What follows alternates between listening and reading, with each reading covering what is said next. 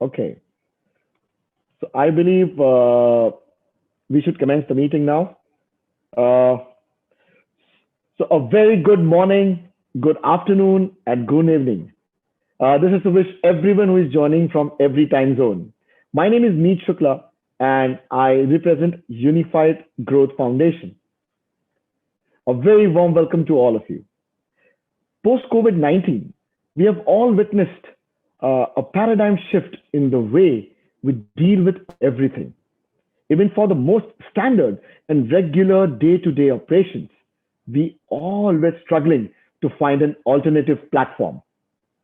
Well, today's forum, we are going to touch base on how education as a system is embracing technology and delivering not just their regular curriculums, but how global engagements and corridors are becoming more and more relevant for knowledge transfer, curriculum exchanges, and creating pathways for a global education ecosystem for our high schools. And so, to discuss all the current avenues and future possibilities, today we have the most unique panel comprising of distinguished guests, both national and international experts from various verticals and esteemed organizations. So I would like to grab the opportunity to introduce our esteemed panel, especially the international panel, starting with Dr. Jing Yuan. Hello, sir. So Dr. Jing Yuan is a provost of international affairs of San Mateo Community College District. He is also a president of AIRC, which stands for American International Recruitment Council. He's the founding director and chairman of Study California, right? It's a consortium of California Education Institutes. He's also chairman of the College University Partnership, which we call as CUP, right? Of 140 plus universities. He's a former vice president of Community Colleges for International Education and vice president of Global Becker Foundation. He has been president of many other professional organizations, including the American National Research and Planning Council for Community Colleges, the RP Group, the California Association of Research and Planning, and he's a board member of the San Mateo County Workforce Investment Board. He's a published author and a speaker on topics of higher education management, data mining, big data, planning, and international education. We are very happy to have you, sir. Going forward, we have Dr. Nick Demelo. He is a PhD. Nick teaches fully online general chemistry at Stanford Online High School and Canada College, where he's also a Campus DE coordinator. Nick's design for teaching teams won top prize in the statewide Reimagine Online Learning Challenge, launched by California Community Colleges, that is the CCC Chancellor's Office, and Colbright College in 2019. Nick attended Canada College before attending UC Berkeley, where he received his Bachelor's of Science in Chemistry and PhD in Synthetic Organic Chemistry from the University of Pittsburgh. After a postdoctorate at UCLA, Nick helped establish the UCLA Center of Digital Innovation, which we call a CDI. Nick contributed to building multimedia products from the University of California, McGraw-Hill, the Ministry of Education of Malaysia, Sony Corporation, Hitachi Limited, including Cybercam, which allowed students to accomplish real experiments with simulated instruments and materials. Thank you so much, sir. Going forward, we have Ms. Leah Hart. Ms. Leah Hart is a graduate in Social Sciences Studies from UC Berkeley. She earned an advanced degree in law and attained a doctorate in jurisprudence from John F. Kennedy School of Law. Ms. Hart is the Assistant Director of Community College Transfer Center, CCTC, as we know it, at the University of California and Program Manager of National Institute of Health. In her role as an Assistant Director, she oversees various academic enrichment programs and forges relationships across education establishments and representatives. Her strategic guidance, advising, and sustained support has propelled the education journey of many community colleges students who successfully transferred to University of California, Berkeley. Thank you, ma'am.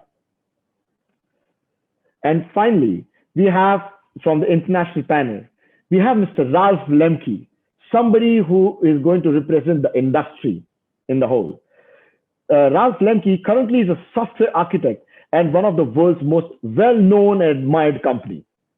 Prior to that, he has decades of experience in software industry, including positions at Viscorp, Moreland, Oracle, Yahoo, and Microsoft.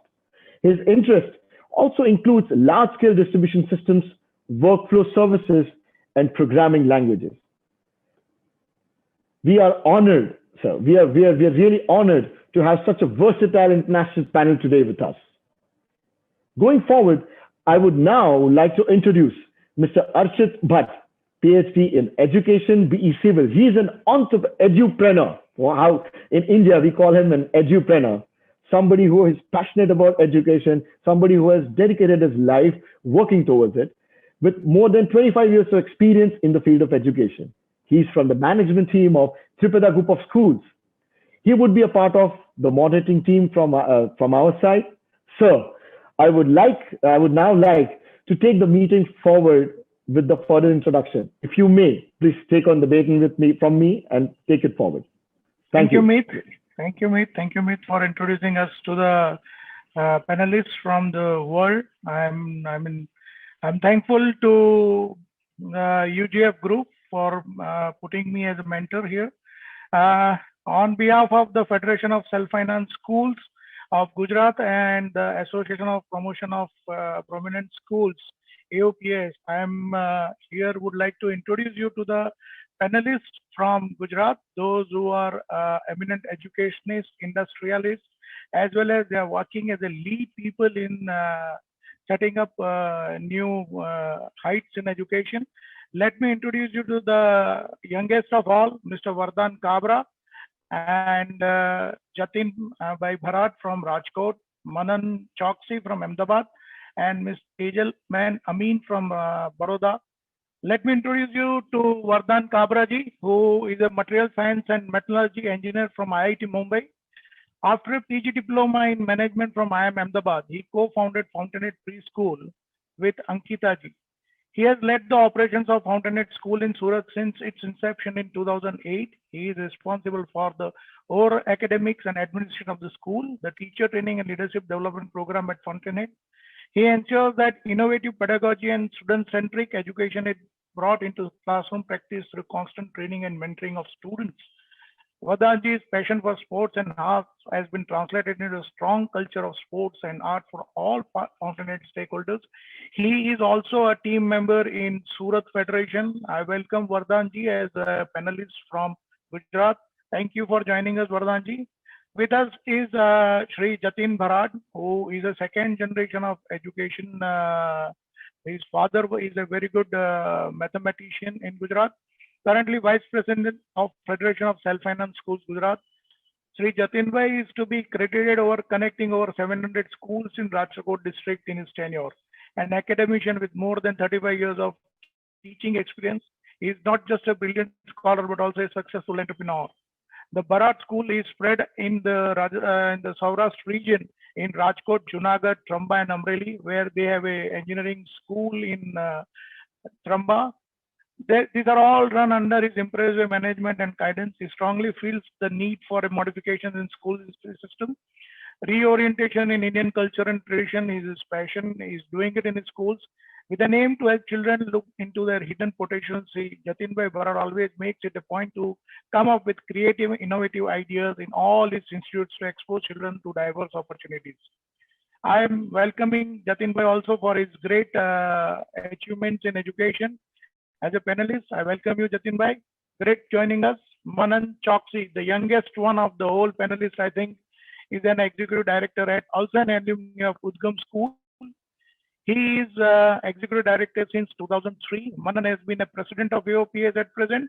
has brought several modern management techniques in running the school. During his tenure, he has increased parent satisfaction, improved quality of teaching, and reduced teacher turnover. That's a great thing in Gujarat. Reducing the teacher turnover is something a big challenge.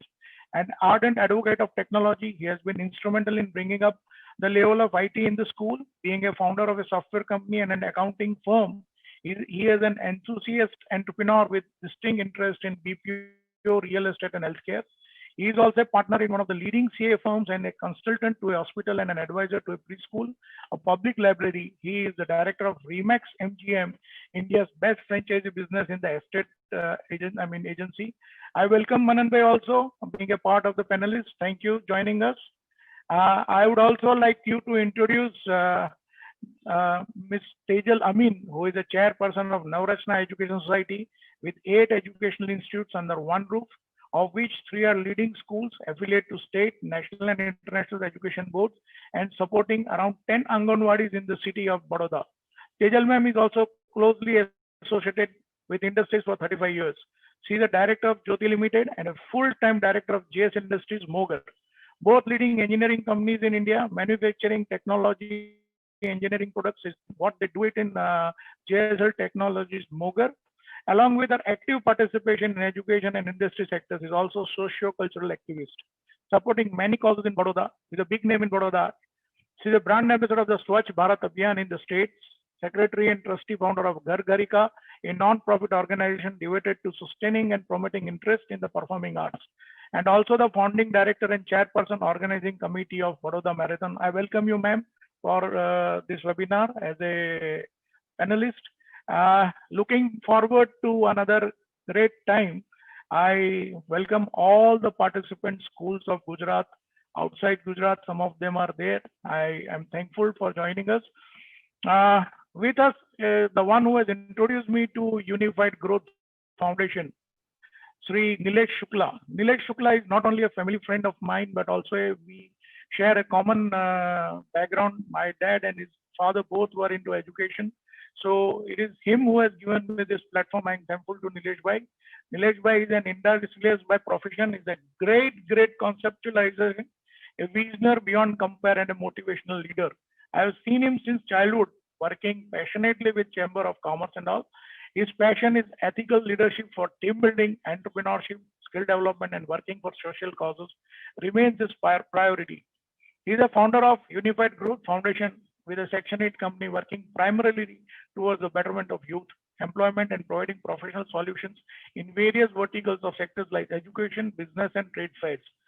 Being president of SME Forum Gujarat Chapter and chairman of Skill Development Committee in GCCI, his representation for industry and trade is great, and also for youth development as a statewide connection.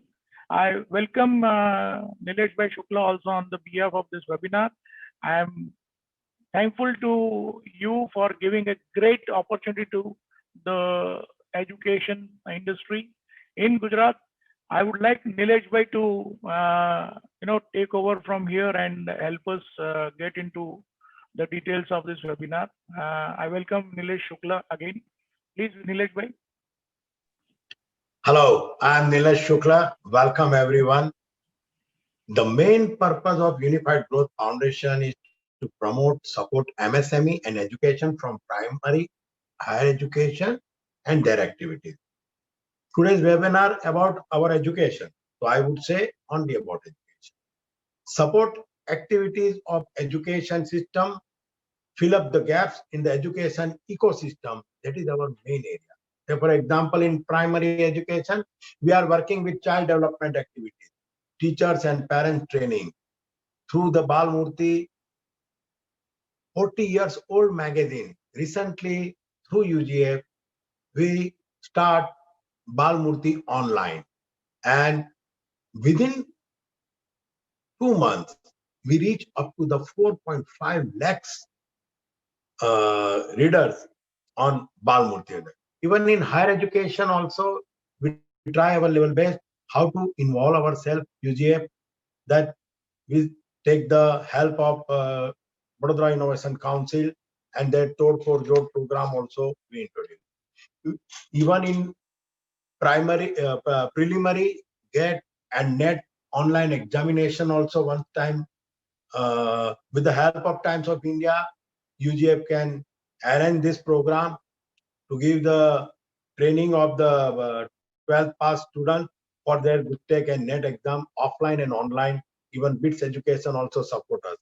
So basically, our main intention to need-based activity for education purpose, how we can support. And we are not creating our own activity. We can support as and where the activity is going on. That is our main motto of Unified Growth Foundation. Even in university also, we are doing the lot of activities. At present, we have more than 4.5 lakh students. Total numbers. Institutes are tied with the Unified Growth Foundation.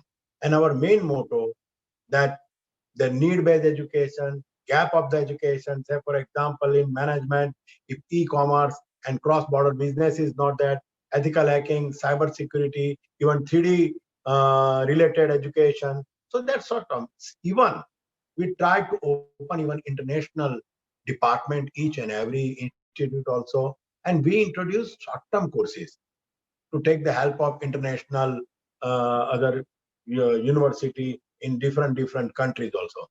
We support from the expert companies and agencies from various sector and arrange seminar, orientation, collaboration with lot of things.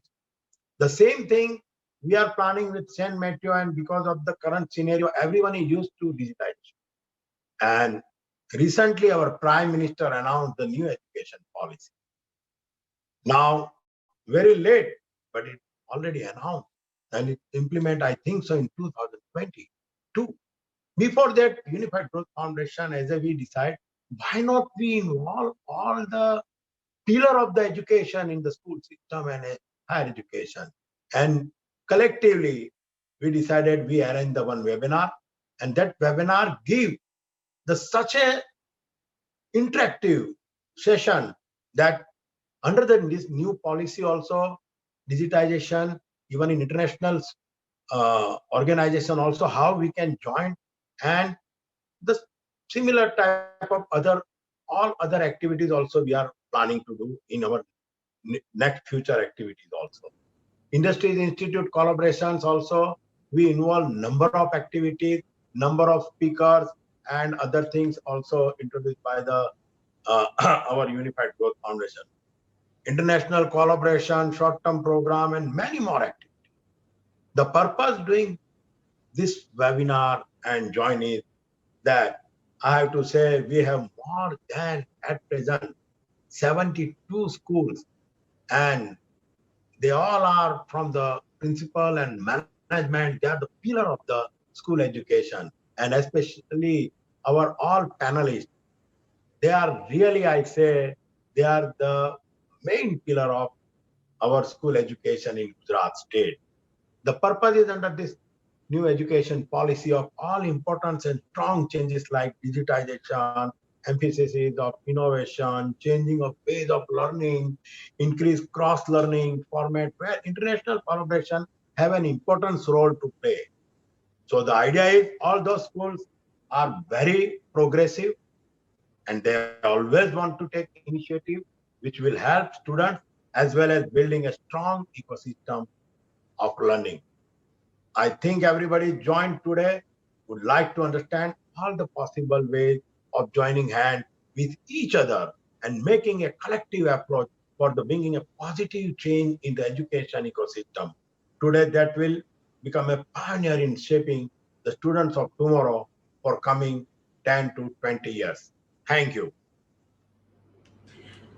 Thank you so much. Thank you, Mr. Nilesh Shukla, for such an amazing introduction of today's webinar, setting the tone. And also, I welcome everybody, all the school participants. We're overwhelmed for your participation. Thank you so much for joining in today on a working day in the morning. From your side and contributing to this webinar.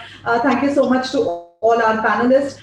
I'm Shweta Upadhyay. Me and Meet Shukla will be taking you ahead to this awesome discussion and engagement that we're planning to have. And with such a panel, we would like to thank Times of India for giving us this opportunity, for joining hands with us and taking it to the large audience today, who I'm sure is going to benefit from the knowledge that is exchanged on this platform today by such esteemed panelists here. And it's very hard to resist initiating a discussion with such panel today. So we would like to initiate it, and I would like to start throwing the questions to our panelists. I hope everyone is ready, and I hope we do engage in a very meaningful discussion where all the principals, panelists, everybody can take home some very meaningful collaborations, work in progress for future that we can continue to do and contribute on. So I would like to start this discussion, and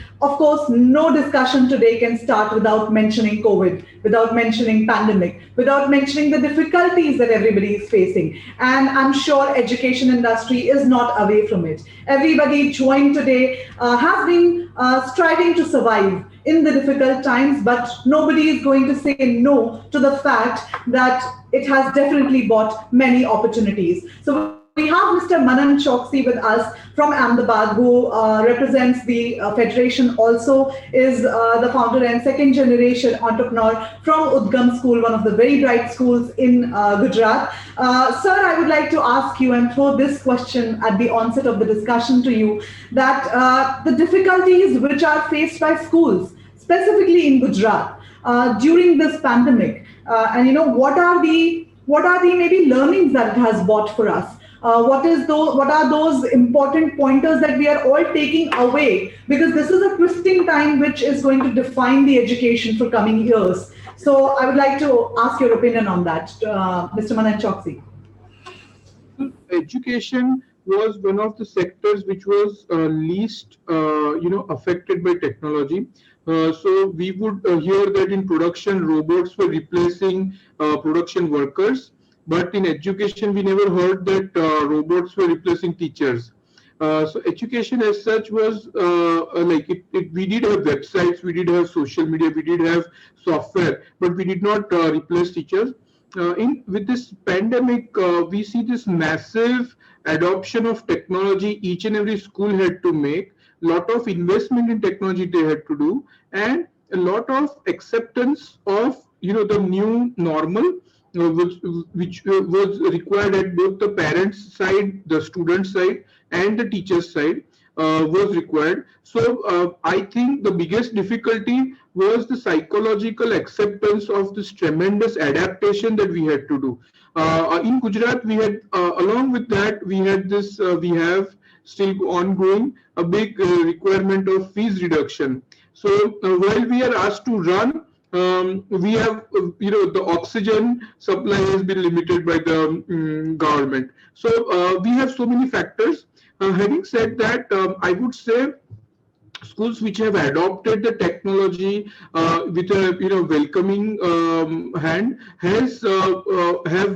it has been easy on them. So for example, in our school we had introduced laptops to teachers about 10 years ago. Every teacher was given laptop. So today we found it a little bit less difficult to implement remote learning. Those schools did not have computer devices access to teachers, individual computers. They found it a little bit difficult. So that's okay. But I will tell you that in this concept also, teachers, not every teacher adopted technology equally well. In our school, there were some teachers who found it difficult, and they had to do it. So I would say each cloud has a silver lining. Breaking the resistance of adoption to technology is one of the silver lining of this COVID cloud, especially in education. Breaking the boundaries. Right now we are teaching students who are in their villages, they're sitting in their in their home. They're not even in Ahmedabad. They are traveling. They are stuck somewhere. Some of our students are stuck in Australia, in US, in Canada, and they are attending our online classes at middle of the night. So this breaking of boundaries is a huge, I would say, huge development, what we would say, because of COVID. And if it continues, education has a long way to go and making everyone's life productive and effective. And the best thing is the labor cost arbitrage. Everybody knows in US the cost of a teacher is around 40 times more than a cost of a teacher in India. So if we can teach students in US, probably we can reduce the disparity. Right, right. Very true, Mr. Manan. Very right points, I think, added from your side. Online has become the mandate today, and that is what is, we're trying to discuss here to bring together education system wherein, as you said, maybe from international waters, teachers can also teach students here, and that is what the pandemic has taught us, and in the difficult times it has given us the opportunity to understand the new normal. Very rightly said by you, it is definitely a psychological aspect majorly, which everybody is ready for. On that note, we have Miss Tejal Ami with us. The lady entrepreneur, I like to call her with a lot of love, and she's somebody I look up to personally. So, ma'am, of course, when you are here, we're not going to not have your opinion on the most strong topic today, which is, of course, do you believe that being an educationist yourself, being an entrepreneur in the education system yourself, we've been confined to brick and mortar, and this entire system of having a strong infrastructure, having multiple things in our infrastructure, in our campuses, to even sometimes engage and attract students. Do you think that alternative to that is going to be online education in today's time? And with the new education policy coming in, a lot of points joining in for the online and digitalization of the program, do you think online programs should become mandatory for the learning and for increasing the learning of the students? Madam, over to you. Thank you, Shweta. Greetings to all in India and overseas. At the outset, let me just mention that we have schools and schooling programs and a university which cuts across a very wide socio-economic cultural spectrum. We have three main schools which are recognized as good schools. The CBSE school is a flagship school. We also have, we run a tribal school for the government of Gujarat in the tribal belt. We have a schooling program for slum children, a skilling program for girls who have left schooling for whatever reason, and a newly formed 10-year-old Navrachna University under the State Act. We also have sporting and other, academies. So the perspective will be covering this entire spectrum. Now, like we us to move away from our very deeply entrenched conventional model of education. We have had to embrace and adopt technology in order to continue with the education process of our students, both in the schools and universities. I am very proud to say that Navrachna schools in Baroda, which is considered as one of the important cities for education in Gujarat and also in the country, we were one of the early ones who moved to online and virtual classrooms.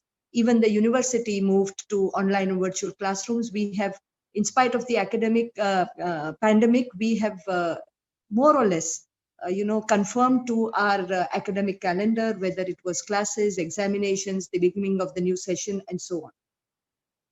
Now we all know that the digital and virtual education, online education, offers many advantages.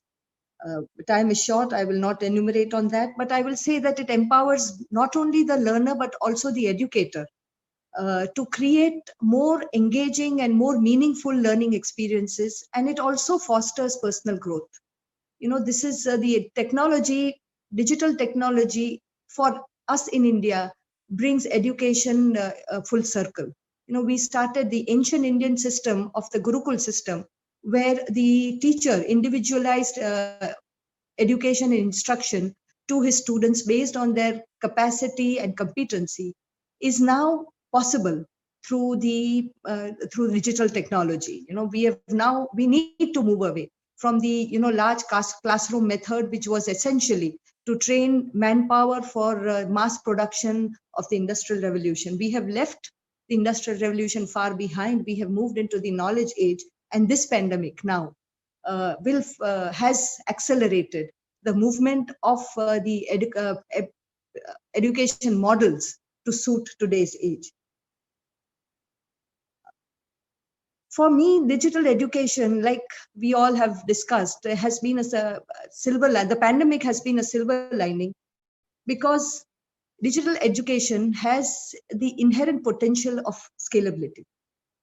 Coupled with an artificial intelligence, it will revolutionize and, more importantly, democratize the education, the entire education system. Location, language, financial resources would not be limiting factors for access to quality education. But at the same time, Shweta, if you have to ask me, while digital education is very relevant and need of the hour, I also believe that there is merit in the contact, in the physical contact, education through physical contact. This is because what a teacher passes on to a student is not just instruction and content, but passes on an ethos, passes on character building attitudes, and so on and so forth. Also, there are some nature of courses which require contact hours, which require, and research, which requires lab work, field work, and so on. So what do I foresee? I foresee a hybrid of blended learning. The proportion of online and contact hours will vary depending on the ethos and philosophy of the institution, the nature and content of the course, the cost, and so on and so forth. Now let us look at the situation in India. We are a population of 1.26 billion people. 120 million, which is half of the school-going student population in our country, school-going. About the 120 million go to private schools. There are 45,000 private schools in our country. And this is the important part. 40% of this 120 million come from the middle class. The middle class is the aspirational class in our country. And they have now aspirations of a global quality education, which was not there earlier. Now, why is this so? We have more than 51,000 higher education institutions in our country. And the largest higher education ecosystem in the world, one of the largest, second only to China, in terms of numbers and in terms of enrollment. Yet we lag behind China in terms of infrastructure, quality, teaching, research investment, and so on. And this is why we have more than 750,000 students from India who study abroad, spending more than $15 billion a year. Gujarat is sends out the second highest number of students to universities overseas after Punjab. And majority of our students go to the US and Canada, Australia, and then the other countries. Germany also now. Now, NEP, the National Education Policy, which was announced a few months ago, addresses this issue of bringing quality into Indian education. And the overlying stress on using technology for doing so is what gives all of us hope. Our PM has said, Prime Minister Mr. Narendra Bhai Modi has said that the NEP will connect education with technology and make technology an integral part of our students' thinking. This is the emphasis that he himself lays. He is a hands-on Prime Minister in many areas, especially in education, and his deep understanding and commitment to building the nation through skilled manpower underlies this whole challenge that the NEP has brought about, the bold targets that it has set for as close as 2023 to 2025, and also the vast measures that it will unleash through policies that will be formulated in the states in the coming months. The potential of higher education in India for universities to come in. In fact, the NEP also has listed out universities, top universities of the world who can come and set up campuses over here. Until now, they had to partner with local institutions, and there are many, many such partnerships in the form of twinning programs, academic collaborations and exchange of students, faculty, research, and so on. But this is the first time that private universities, reputed private universities, will be allowed to set up their own campuses in India.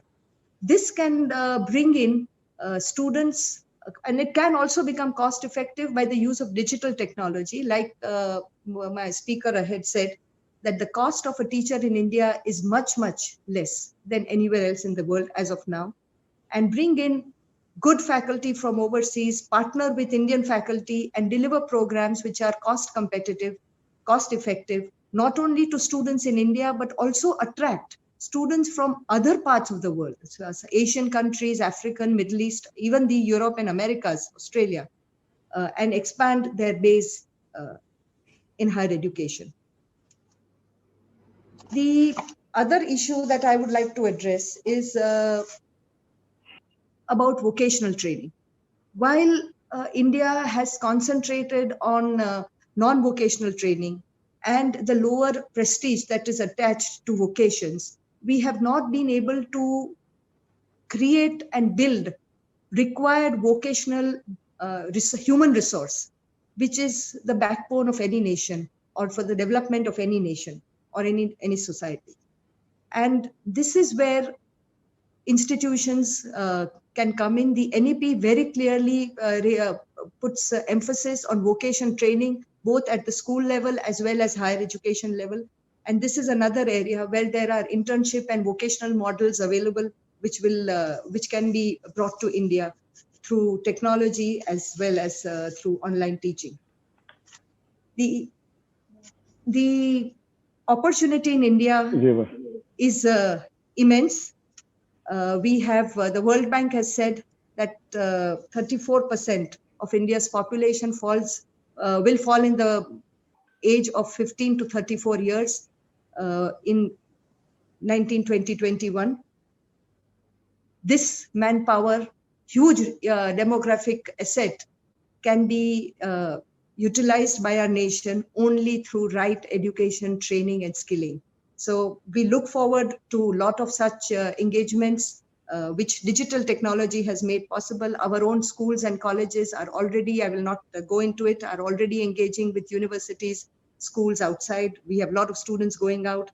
And I want to make a special mention of UGF, which started even before the policy was announced, of creating platforms for engagement of Indian colleges, small institutions, as well as large universities, to partner with their counterparts overseas and close this gap that we have in India between our curricula and the market requirements, to bring in quality education, the latest research, the latest technology into our education, and make our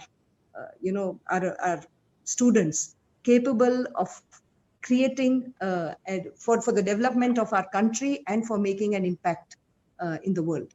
Thank you. Thank you so much, ma'am. Thank you so much for your in-depth insights on the entire topic, your sharing from your vast experience and the day-to-day, the way how India is actually, not just India, in fact, the entire world, as we see, has been put on a very different platform altogether, especially when it comes to education. And suddenly we have been asked to go and do the same thing exactly the same way we used to do before, but on a completely different new platform. So I do understand that we have been facing a lot of challenges, and we are consistently trying to overcome that, especially when we talk about education in general. You know, we have shown some really remarkable growth, or rather the acceptance of technology. The way we say we have, education has embraced this. So with that, I would like to come up with the next question to Dr. Jing Luan.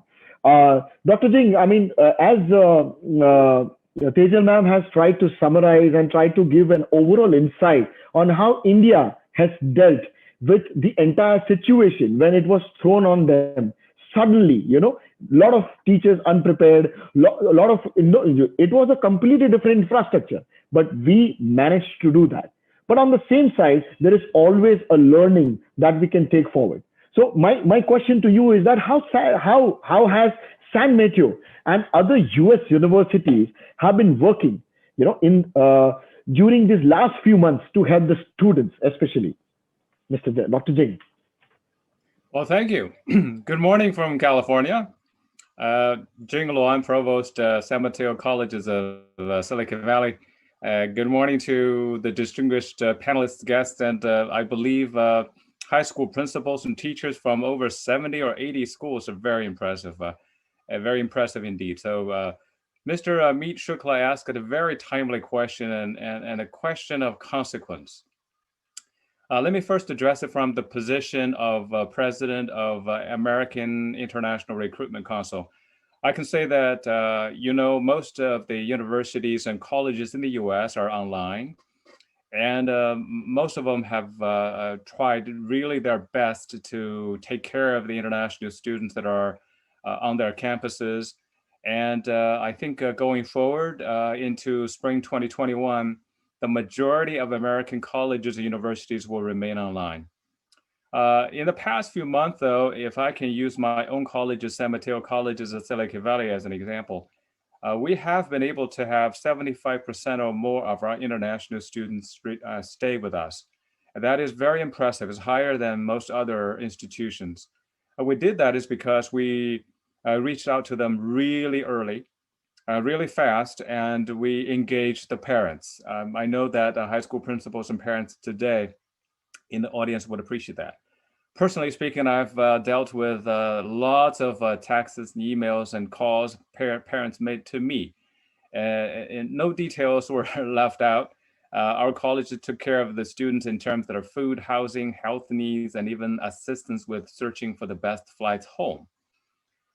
Going forward, though, I'm hopeful that we are going to reach certain level of normalcy. It's very likely we are going to have some very promising drugs coming along the way that make our life obviously much easier. However, though, I want to say that the global online learning, or the sector of online learning and teaching, for the most part will stay because people have a good taste of it and they like it, and it will be here.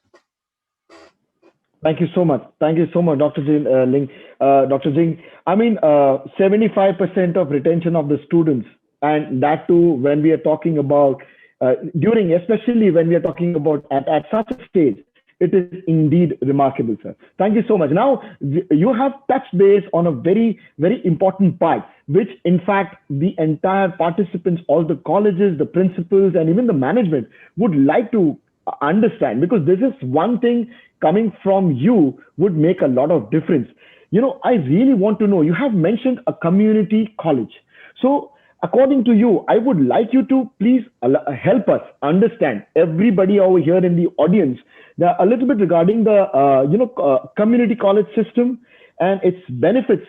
As you know, all of us have heard about those Ivy League colleges apart from that, but we have realized after the conversations, after the correspondence, after being regularly in touch with we have understood that there's an entire value chain, there is an entire important system which is not understood, or probably which has been ignored or not aware. A lot of students and parents and even our school management is not aware of when it comes to community college system.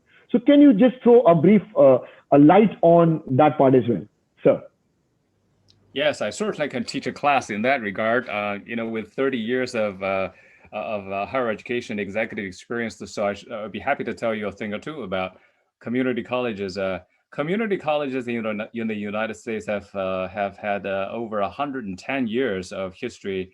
The first one was created actually by the University of Chicago. The College of San Mateo, almost 100 years ago, was created as a preparatory school for UC Berkeley and Stanford University. And we have continued developing quality education to our local students here, and now international students, and then, of course, online students through our GOL program. However, though, community colleges as a concept is poorly understood. Sometimes is misunderstood. So do you know that 45% of the American baccalaureate degree holders in the United States started out in a community college? I think my distinguished panelists can even attest to that fact. Community colleges in America are teaching colleges. Okay, so the professors working there are hired especially for teaching, and they are really highly qualified professors. At my San Mateo College of Silicon Valley, 51% of my faculty are graduate from top 100 universities. So students here, in the community college, they would have smaller class, no more than 35, maximum 40, which have to receive approval from me and other executives. And we do not hire teaching assistants. So compared to our class size and the quality of teaching, it's very clear that we do a much better job than a four-year university. Because we're a teaching university, so the average cost for taking a class is considerably less. It can be as about 20% of a class offered by, let's say, I hope there are no colleagues from USC, or 20% of that. So if you take one class from USC, you can take 5 classes from us, and these 5 classes are accepted by USC in the first place. So you have to think about the value of taking credits from our colleges and use the credits for your future education, no matter where you do it. Another factor is, I know that many students from India are interested in going to top universities like today we're so fortunate to have UC Berkeley here. But do you know that for every international freshman that UC Berkeley admits, UC Berkeley admits 4 or 5 transfer students, mostly from community colleges. So there are about 5,000 transfer students every year admitted. I'll tell you this, the total number of students admitted from my 3 colleges to UC Berkeley is larger than the total number of Indian students admitted to Berkeley on an annual basis. So that's how incredible important that you need to know about community colleges. Because of that, we formed an organization called CUP, and I think I have my director of CUP in the audience, Miss Diane Arguijo, attending here from the US. She's just so excited and she didn't want to give up her sleep. She wanted to give up her sleep to be here. So the CUP, 151 universities work to promote the ideas of both university freshman admission and university transfer admission is what we do. Now we're promoting the concept of college credits. So students can take college credits from us, accepted by 151 universities, and then get their future security in that sense. So we are quite excited to continue working with 151 universities to promote our online credit courses called Global Online Learning to students everywhere, including those in India. So thank you. Awesome.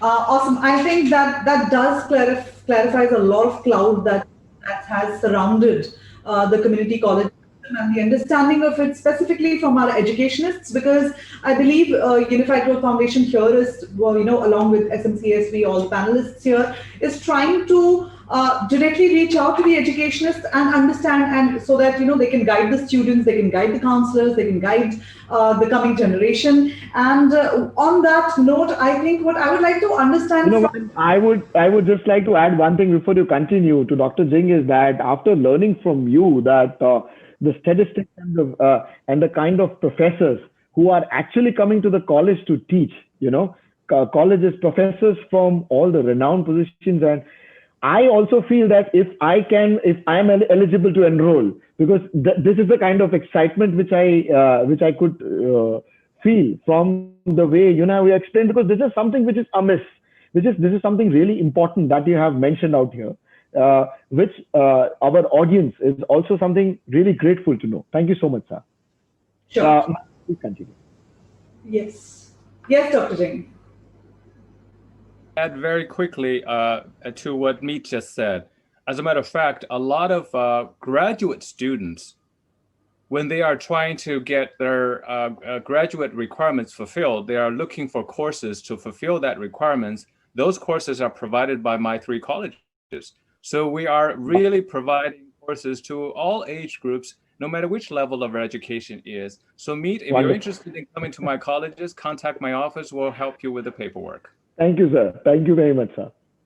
Awesome, Dr. Jain. So, of course, we are in total also trying to understand the national education policy, which has got very important points to all our educationists. And one of the points, of course, is international collaborations, as very rightly explained by Tejal Amin Madam here.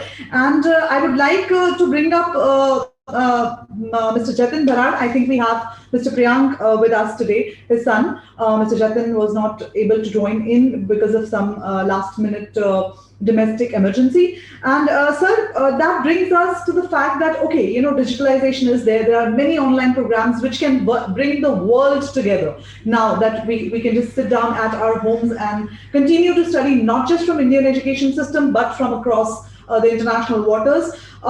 In your opinion, what international pathways, collaborations that would be brought in by national education policy in the coming time, and that we're trying to do here, will open up what kind of opportunities for the schools, and how exactly is it going to help shape up the students for tomorrow, and now what kind of benefits would student and our schools would take away from such collaborations? Mr. Priyank Bharad. Namaste. My father couldn't be in this wonderful meeting because he has to be in one of my family members' emergency. So let me introduce first my father, because he was the panelist, Mr. Jatin Bharad. He is a vice president of Self-Finance School Association of Gujarat. He is leading the Saurashtra region, one of the biggest region with the huge coastline. So he has been a part of Self-Finance School Association for a long time. He was first the president of Rajkot region, and now he is for the Gujarat. Now about me, I am a computer science graduate from United States, graduated in 2014 with a very strong foundation in education field. My grandfather has been in this field for 57 years, and my father has been in education field for 37 years. So I had that gist of going into education field. So I came back from United States, and now I'm taking care of one of the good CBSE schools in Rajkot. So some of the things which as soon as I reached United States, the first thing I was offered was part-time lectureship in physics. So I was very happy that, okay, physics was my most loved subject, and I'll be teaching college-going kids about physics. So first day there was no expectations. I just moved into the class, introduced myself, and everything was going fine. And then I was introduced to the equipments, the lab setup, and I was so impressed because I was in one of the very good schools of Rajkot till 12th standard. Then I was in one of the best universities of Gujarat, Dhirubhai Ambani Institute. But I hadn't seen so much of practical knowledge incorporated into kids at so young age. I had kids at around 15 or 16 age who were studying physics. They were given teachings about optics. They were given teachings about electricity, magnetism. So I was so impressed, and I was so I wanted to bring that to India, and that was the sole reason I came back to India, to make a bridge between international education and my school. We had a very good base over here. So my father was like, don't leave US, you will have very good opportunities over there. But I was like, no, I have a lot of exposure over here. I have learned very good things. And I want to bring that to India so that people, and I used to go to my school because we had schools for almost 25 years. So I went to school each and every day. And I used to see students from my school that, okay, what they are doing, what they are not doing. And I was like, okay, let's bring this to India. I used to work for engineering for kids in United States. There is a wonderful brand over there, and there are a lot of kids program in that. And I saw Lego robotic kids and stuff like that. So I brought them to my school, and it was a huge success over here. So I think that this international collaboration with Indian schools and community college would be accepted by Indian schools with open arms, because we need technology. And now during this pandemic situation, I feel that technology factor which was missing in Indian schools has been brought back. So I feel that this would be really helpful to Indian education system. That is what I want to say. Thank you.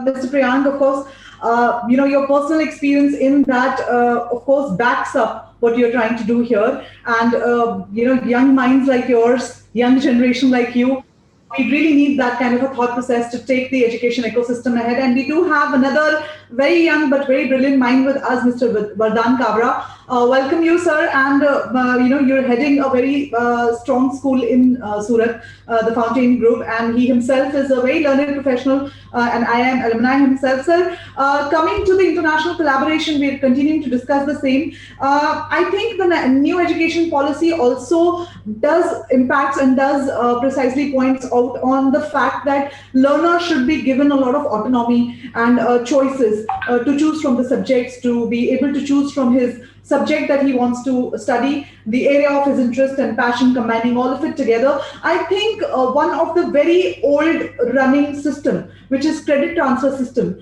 which was a little amiss here in India, would be also brought up in education policy. So, but that has been followed a long time in the international education system.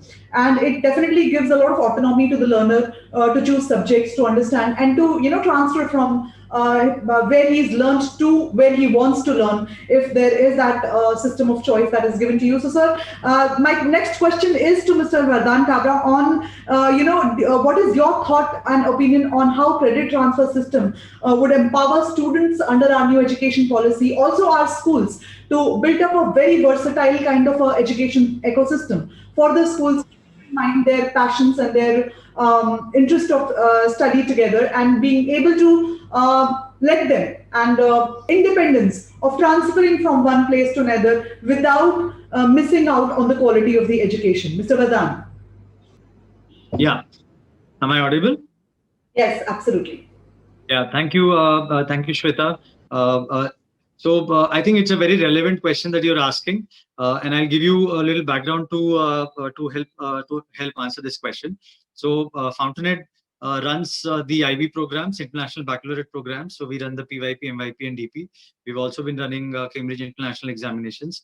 As school, those who are associated with IB schools would already be familiar that IB students get credit transfers for some courses that they do if they go to colleges in US and Canada, and that is very useful for them. So now that makes it very relevant for them to do those courses in their high school, and then get those credits. So they get a semester or even maybe 2 semesters off, depending on the kind of courses that they and the kind of achievement that they have in the IB. Similarly, recently we've been accredited by the MSSS, Middle State Association, for the American High School Diploma. Now, those of you are again familiar with the high school diploma would know that it works on a credit system, and we've realized that it's a very powerful system for high school students. It can be used to give a lot more flexibility to students, and it's not restricting them into streams which India typically has had in arts or commerce or science streams, and they can do a variety of these. They can go across subject areas. The great thing, in fact, I would say about the national education policy is that it is advocating very strongly a liberal education whereby students are not jacketed into narrow streams of art, commerce, and science, and they can go across subject areas. So they can do maybe a physics and an economics and maybe fine arts or film. So now that's a great, I think, academic reform that has been brought into the NEP, and hopefully we will see evidence of that in the state boards and the CBSE when they come up with the revisions. Now, as you rightly said, a credit transfer system will make it very powerful, because that will allow students, even if they're shifting schools, even if they're shifting boards of education, they will be able to carry over those credits from one school to another. And if it is a more widely accepted system, carry those credits over to colleges, whether in India or abroad. So, and as Ms. Tejal Amin said earlier, the NEP also talks about vocational courses and internships. Now, these could also be given credits within this new system, and that would really help students build a profile which builds them for success in life, rather than just getting a mark or a grade in a specific exam. And they can choose specializations. Those who are interested in maybe computers or programming can do more of those courses. Those who are interested in arts or other subjects can do more of that. So a formal credit across boards in India would be a boon for students and for schools, whether students remain in India or they go abroad to study. Thank you so much, sir. Thank you so much for enlightening us. And two things which I could notice from your talk about is one of the major things that you talked about is about the credit system. Credit system, exactly. That is what I believe that, with now that we see that India and our Indian institutes and our policies, education policies, are moving towards a more globally accepted norm, it is going to be very, very beneficial for our students, wherein they are able to not just, and also the fact that you mentioned, where the student can choose music along with computer science, a very different subject and a topic along with something which we have seen only in US, I would rather say, or the Western universities. It is actually, so this corridor, so I'm also very happy to say that the corridor that we are trying to build out here, the way we are trying to connect or to make this platform is something which is in line with the overall benefit and the way that the schools and colleges, the schools are actually going to move forward. So picking up the part where you talked about credit system. So my next question would be to Ms. Lielthap. Ma'am, first of all, thank you so much for being here, and thank you so much for being so patient enough to wait and listen to all the talks. When it comes to as you represent UC Berkeley as well, as you're part of that institute, it is one of those things. I get those starry eyes when I hear the word UC Berkeley, University of California, Berkeley. It brings it brings an immense amount of pride, and I'm having someone who is representing that. So thank you so much for being here. My question to you, it is going to be specific to that, is that because this is going to be relevant to all the teachers, the principals, and the management who is over here, that are the transfer students coming from community colleges, when we are talking about community colleges, and are already in. So what is basically, are the transfer students coming from community colleges and already enrolled students at UC Berkeley treated at par? So are they going to be put in the same boat? How are they dealt with? Because there is a common misconception, as Dr. Jing has put extra stress on. In India, there is a perception which states that, it is better to get into a college rather than going through a community college. And we want to actually, rather than breaking it, I would like to know from you itself that, is it true? Is there a difference? When we talk about a student coming with credits points from a community college, getting into a college like a UC Berkeley. Ma'am, to you. Thank you so much for giving me this opportunity to share this information. Dr. Luan and I have been working very hard to help demystify this information across different parts of the world who have difficulty understanding. And so, can you hear me? Okay. And so what's important is that in the state of California, for example, the community colleges and the universities, the public universities like the UC campuses, like UC Berkeley, and the over 110 community colleges have worked over the course of many years to articulate or to create a partnership amongst the schools to make sure that the courses that are taken at the community colleges are properly articulated. So when a course is taken, let's say at a community college, and its curriculum or its actual content is examined by the faculty at the community college as well as at the university, and have made an agreement that the courses are equivalent. So the community college students have strict guidelines to follow to take the appropriate course sets to be eligible to transfer to the universities. So academically, whether the student's sitting at UC Berkeley or at one of the schools that Dr. Luan represents, the curriculum and the content matter will be equivalent because it is streamlined as such. There is a strong agreement among the two institutions. And then, in addition to that, to control the standard of the education at the UC campuses, the students coming from the community colleges are expected to meet all the criterias that the freshmen or the first year applicants would meet when they are applying for transfer in the third year. So they have to take the courses that are articulated over the course of 2 years and still be able to build a very robust sort of curriculum in terms of their activities and their involvement in extracurriculars, either if they do internships or build their own personal development. So they are a contributor when they come into the university. And then they still have to go through the process of writing similar essays, almost identical as the freshmen do, except the changes for the community colleges, because for the transfer students, they're expected to communicate their intellectual development and ability to communicate competency in their understanding of their major. So in India, you have a different system like similar to England, and I'm glad things are changing a little bit.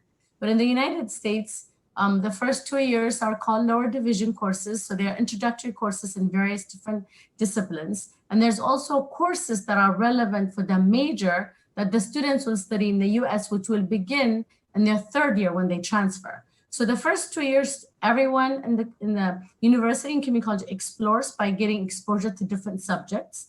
And then they also prepare by taking some classes that get them familiar academically with the courses that they need to come to fulfill before they transfer for their major. And additionally, they're expected to expose themselves to the major that they want to study by doing internship, reading, interviewing people, doing different activities. So all these things are controlled. So when you apply to transfer, a student is being admitted because they've met all the criteria to be ready to take on complex subjects as a junior transfer. So the students that come in as a freshman, the students come in as a junior, eventually meet together as a junior to study that specific major when they have been admitted. And so the standard has been controlled and has been tested and tried for many years. So when the students come in, they actually are more excited, extremely inspired, very well sort of exposed to many different parts of life experiences that even broader than the freshman applicants. If they're international students, they've learned a little bit about the culture. They've refined their language, and for you guys, their accent a little bit. And then their communication and the exposure to different sort of subjects and even the diversity of the places that they get to live in the United States. And then when they come in as a junior, they're very passionate to take on the curriculum. So they graduate at the same rate. They're treated, so the University of California system, at least for Berkeley, we save about 23% of our undergraduate space for transfer students. And now there's a mandate by the UC campuses to grow that to at least 30%. Some schools have that much, like 30% of their space. So there's space stored for them. They've been such a contribution to the institution in terms of their maturity, their excitement, their life experiences, their diversity. The diversity of the students expands in many, many forms in terms of age and ethnicity and life experiences, international community. When they come in as a transfer, they create a very robust learning community. So they are a contribution, not a deficit at all, not a liability at all. They bring in really fresh ideas. They tend to not only graduate on time, be so hungry, they go to graduate schools, and if they want to go to the workforce, they do, but a lot of them continue their education. And so the faculty tend to enjoy community college students because they have a different type of life journey and maturity that they bring in. There's a big spectrum of age difference, and there's a large population of American families who choose to send their students to community colleges for many different reasons: to build their maturity, to let them explore different things, save money, because you can save a lot of money, and stay home a little longer. There's many different reasons, and they come out just fine. And so if your students are able to get admission as a freshman, it's fantastic. If they're mature, they have the resources, they have the preparation, and that they're really sure that's the school they want to go to, which is all confusing when you're applying abroad.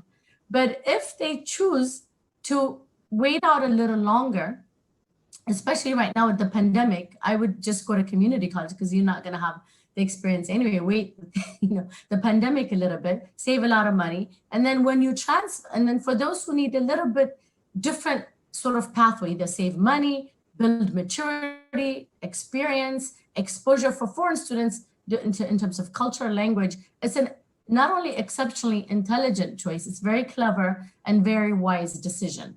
So both ways are amazing, but the freshman option is very limited for students coming from different countries because there's not a lot of space. But students who take this other route will end up sitting in the same seat and graduate from big schools like UC Berkeley because they are people who think outside the box and take options and opportunities to develop themselves. And then they even become a lot more resourceful and successful as a result. So we love our transfer students. We don't bring them in if we don't believe they're gonna uphold our standard, because it would be a terrible thing to do that to everyone, to the students that came in as a freshman, to those that are gonna come in if they're in a deficit, because they're not gonna succeed. In fact, we expect the transfer students to achieve at a higher level so they can meet that sort of robust, very rigorous learning environment. Thank you so much for the elaboration, ma'am. Thank you so much. So a takeaway that I would like to understand from your entire this thing. One of the things that I would like to say is that I would put it in this way that when we talk about especially Indian students, Indian in general, they are pretty entrepreneurial. They always would want to save their money first and get the same kind of exposure, same kind of benefits the way they can achieve. So I believe, as per your as you mentioned, it is very safe and very straightforward for any Indian student to go ahead and live their passion by enrolling themselves with a community college, and rather, as you rightly say, that they would be more polished by the time they end up to UC Berkeley after 2 years, because in those 2 years of the transition, they would be learning culture, they would be learning everything along with whatever that they are expected to. And by the time they are reaching a college or a elite college like yours, they are pretty much at par with the students. Also, as you mentioned, that 23 to 30% is what is a quota, or rather the kind of students, the transfer students that have been taken, which is a very big opportunity. So I would like to, another which I would like to push to all our participants out here is that please do understand that the discussion out here that we are trying to have is talking about the opportunities that are lying with us right now, with this platform. This is something which very few are understanding and which few are noticing. So this session can actually add value to that. There is one more thing. Can I add one thing? Yes, ma'am. Sorry please. about that. I want to say, yes, it would be a very big concern if the students were treated differently and they didn't have the access to obtain the same degree. They get the same UC Berkeley degree. It doesn't say you came from here, from there. You get the same degree. So you save a lot of money, and then you come out the same way. And so the ultimate outcome is the same. Everybody gets the same degree. Yeah, so it's a smart choice. that you make. So it's all about coming the same way and making a smart choice and an opportunity that is available with them. Thank you so much, ma'am. There's one more question which I would like to put forth to you. When we are talking about a goal program, when we are talking about having students getting online, and we are actually talking to the Indian management schools about how the online accepting and embracing the technology and going and studying the same thing what they would be eventually studying over there, starting their days online, so starting to study from online. So one question to you, ma'am, because it is relevant to this question, is that do you consider college credits earned via online mode by the students while they are in their high school? Do you consider those? Over to you, ma'am. So the online question is no longer relevant since everything is online now in America. Right. but it's not the fact that's online that matters. It's what are the classes that they're taking and how have they been articulated to be transferable and weighed as an equivalent course at the universities.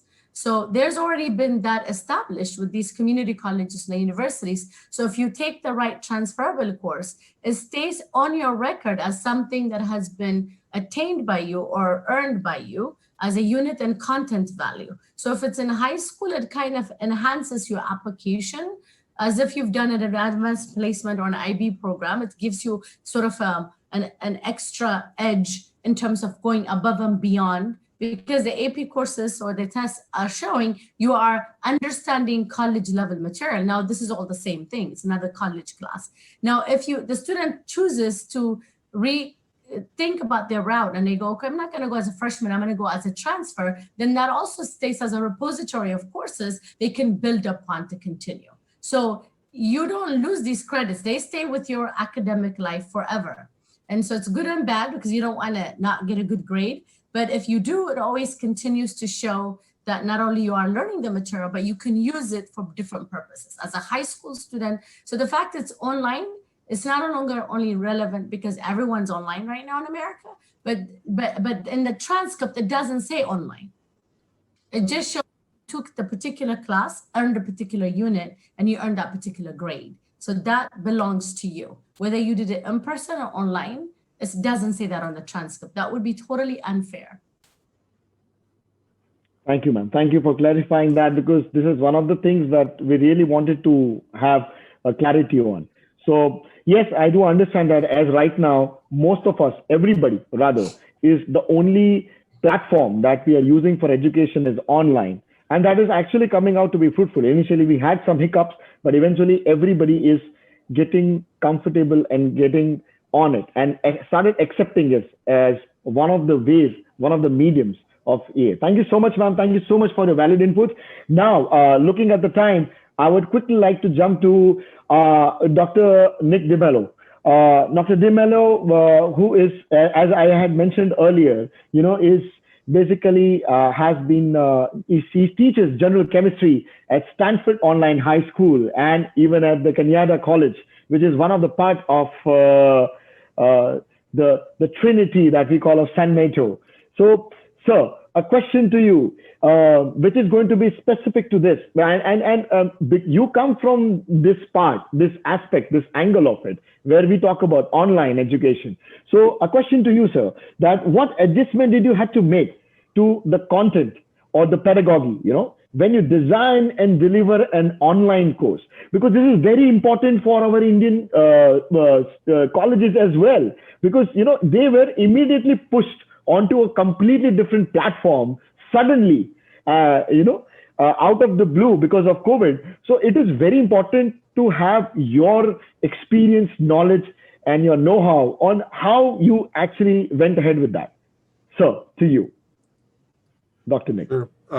So this isn't a recent thing for me. I've been teaching courses, although I've been teaching in the San Mateo Community College District for 15 years. For the last 3 years, I've been teaching exclusively online.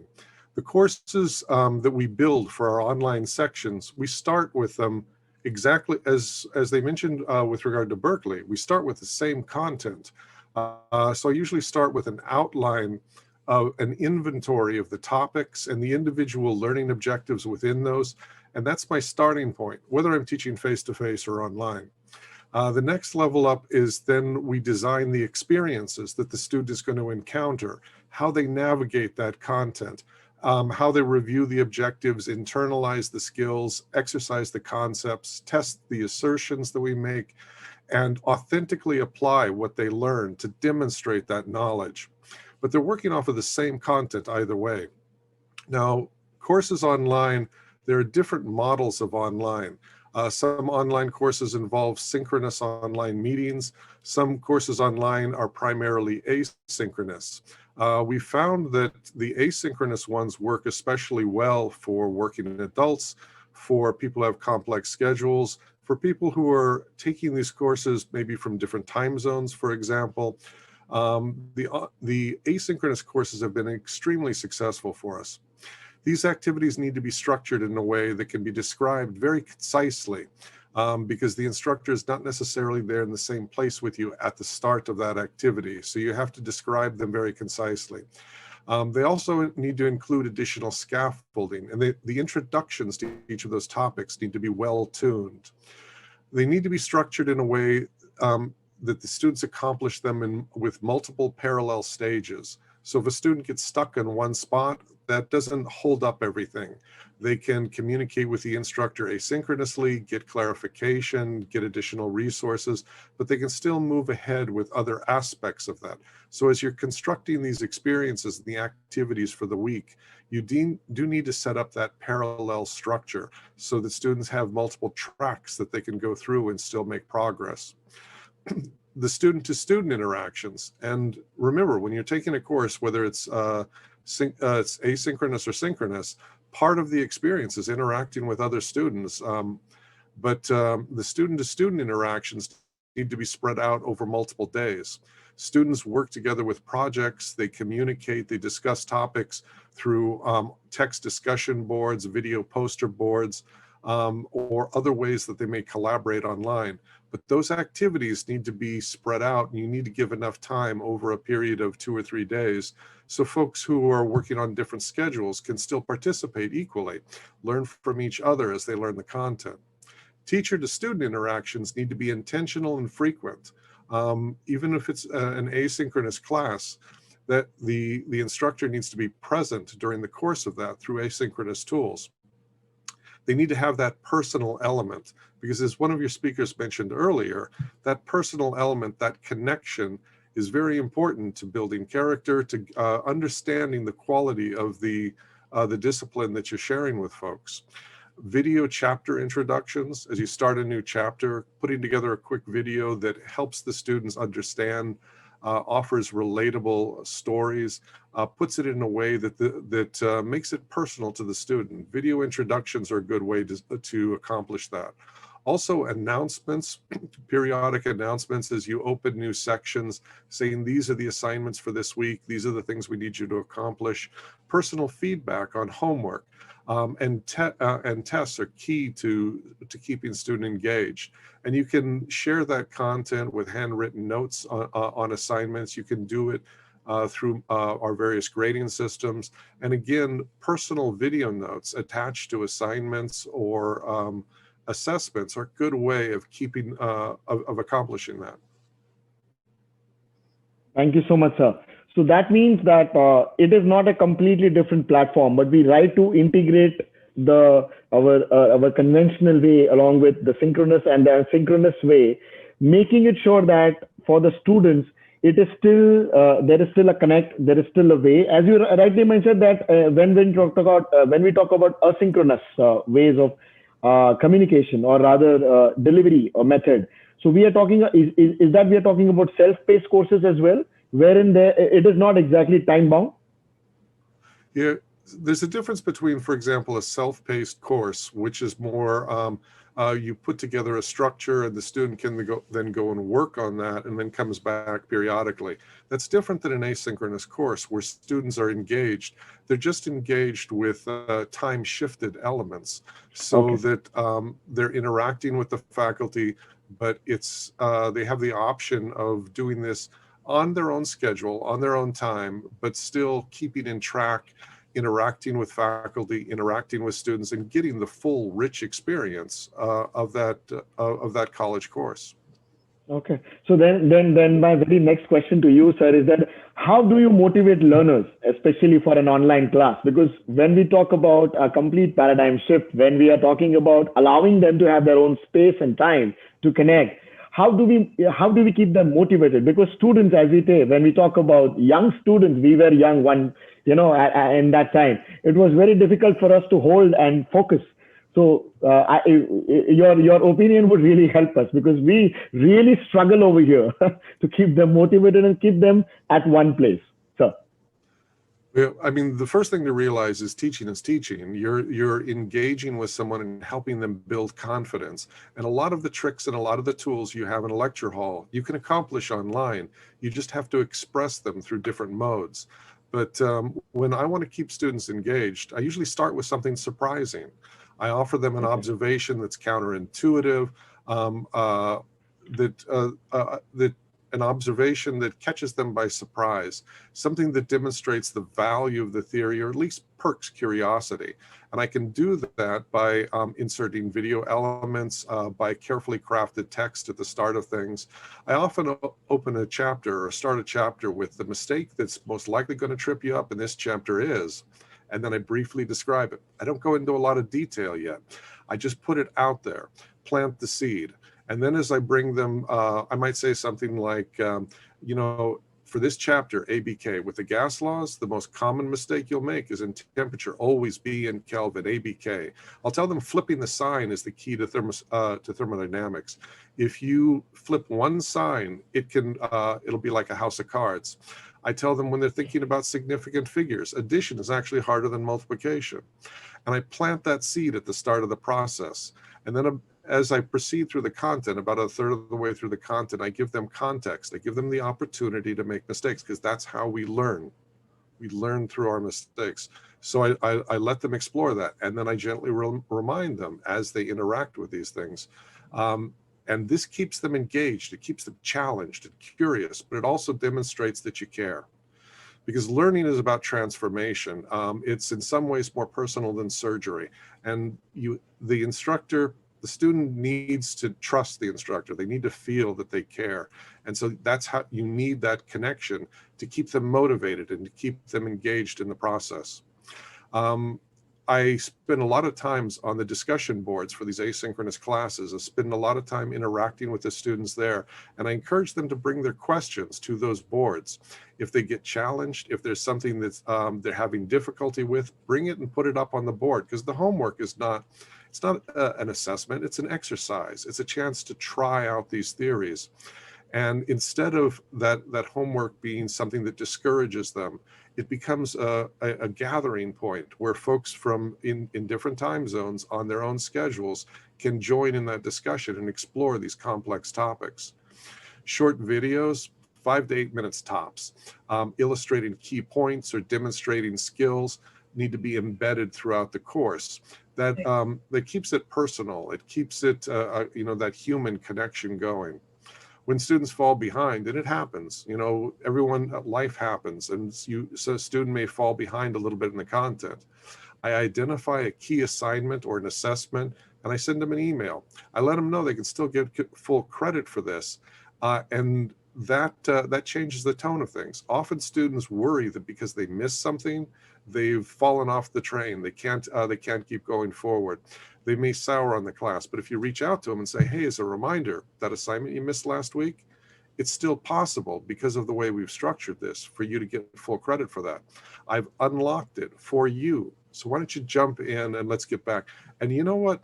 That usually re-engages students, and some of those students in the course is more enthusiastic than ones that kept pace all along.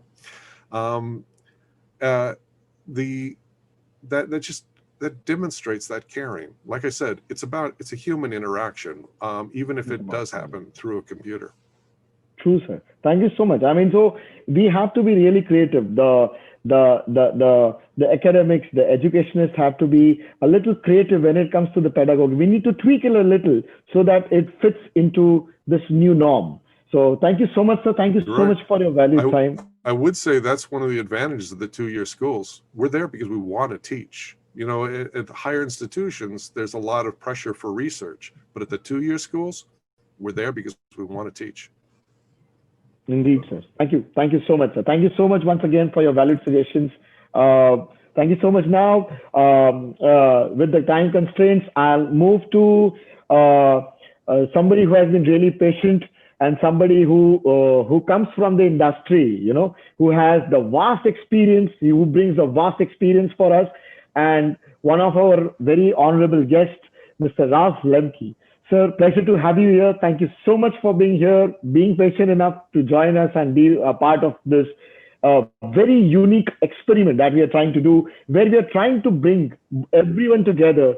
And now, you know, we talked about education, we talked about how it should be done, we talked about credit ratings, we talked about how universities like Stanford and UC Berkeley sees the opportunities that lie over here. So my question to you, sir, is very, very specific. By the end of the day, as we say, that everything by the end of the day is about results. So by the end of the day, people are looking for somebody like you, you know, they would be looking forward to a company, or eventually they would want to be established, settled in a very reputed company and take it forward. So with that, sir, I would like to ask you one question about, there are two questions to you. Sir, what is it like working in the center of this high-tech world? You know, especially when we talk about all the famous companies and the kind of vast experience that you hold. That is one of the first questions.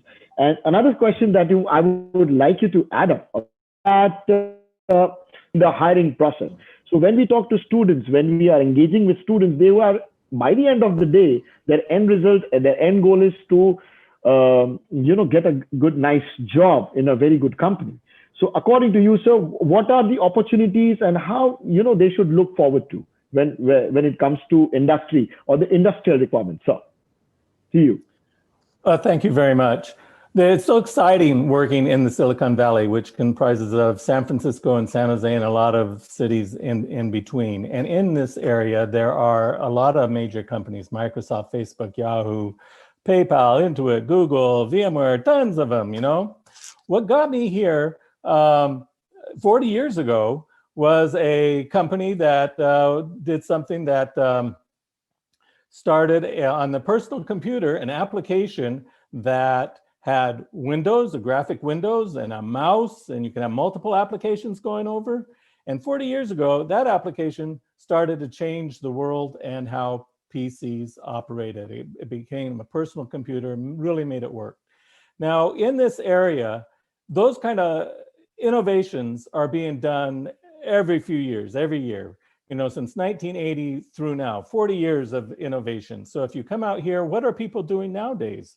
They have the distributed computing, cloud computing, microservices, the internet, how to deploy and manage literally hundreds of thousands of servers that like comprise Facebook and these other applications. So with each one of these technologies, you have new tools that have to be developed, new languages, and these are the things that bring people here. So you have the companies, each one of these companies have all these technologies going on. The other reason for being here is that as you work for about 4 or 5 years, you find you become an expert in a particular area, and you may want to change your area. You don't have to get up and move. You can stay right here and just move your company. Your company is going to be here. You know, your company is that's going to be doing something that you would like. Plus, you get all the networking with your friends. Like I have friends in Facebook, I have friends in Google, and you get the networking. You know, you don't share company information, of course, but you do share technology kind of information. And so things just keep on always changing, very exciting. Now, what is it with respect to what people are looking for? Like when I hire a new graduate? Well, first, there's always the basics that you look for in computer science, if that's what you're going for, and that's data structures and algorithms. And then you can have databases and information systems. But nowadays, you're also getting into cloud computing, microservices, and internet services. Do you have graphic skills? And the appropriate frameworks and technologies that go along with that. So if you have a microservice, know about microservices, what languages go with that? Which workflow systems go with that? So all of those particular things are very important. And as you get on to maybe a specific interest, something like artificial intelligence or computer security, web design, project management, and operating systems, those are all very specific that are all very good. But there are a lot of other things that I also look for in a candidate, and that is, what kind of internships did they have? Did they work with another company? And if it wasn't a true internships, what other kind of jobs did they have? Were they technical? Did it show leadership and management? What kind of extra courses did they take? For example, when I was in school, I took extra courses, in between semesters. They'd have 2 weeks, you could take your extra special courses or summer courses. What kind of courses did they take? Something that said the candidate is really interested in learning. So it's all about interest, motivation. Then the other items that I check for, what are their communication skills? Can they ask questions? If I give them a problem, will they communicate to me and say, ask enough questions to figure out what the problem is? How do they communicate their solution? So that communication in this industry is so important. How do you communicate to managers? How do you communicate your architectures? The difference between you moving up in a company or staying where you're at is more or less, or is more dependent on your communication skills than it is on, your actual, what do you know, technically. And the attitude for software, software is how can I help? How can I help? An engineer is always, how can I help? You have to have that attitude, that how can I unblock, how can I help, how can I build attitude. And that's what I look for in a new hire. If I don't see that, how can I help, that excitement, let me get in there, it's a no-go.